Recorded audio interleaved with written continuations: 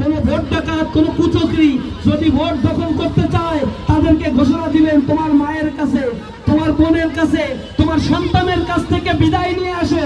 কোন ভোট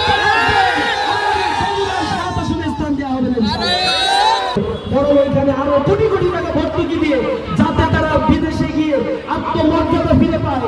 এবং জামাত ইসলামী ঘোষণা করছে রেমিটেন্স যোদ্ধা তারা দেশে আসলে তাদেরকে সম্মান দেওয়ার সকল ব্যবস্থা জামাত ইসলামী করবে।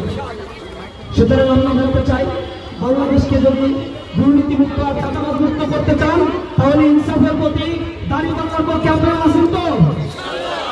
জোয়ার সৃষ্টি করতে হবে, মানুষের কাছে গিয়ে বলতে হবে এইবার যদি দাঁড়িপাল্লায় ভোট দিয়ে ইনসাফ কায়েমের সুযোগ আপনারা দেন, আগামীর নিরাপদ বাংলাদেশ আপনাদেরকে উপহার দেওয়া হবে। সকলকে সেই দাঁড়িপাল্লার পক্ষে জোয়ার সৃষ্টি হয়েছে, সেই জোয়ারে মানুষকে সাথে নিয়ে ভোট কেন্দ্র পাহারা দিয়ে আমাদেরকে ভোট তুলে নিয়ে আসতে হবে। কোন ভোট ডাকাত, কোন কুচক্রী যদি ভোট দখল করতে চায় তাদেরকে ঘোষণা দিলেন, তোমার মায়ের কাছে, তোমার বোনের কাছে, তোমার সন্তানের কাছ থেকে বিদায় নিয়ে আসো। কোন ভোট স্থান দেওয়া হবে না। আমরা অধিকার প্রতিষ্ঠা করবো, নতুন বাংলাদেশ গড়ে তুলব।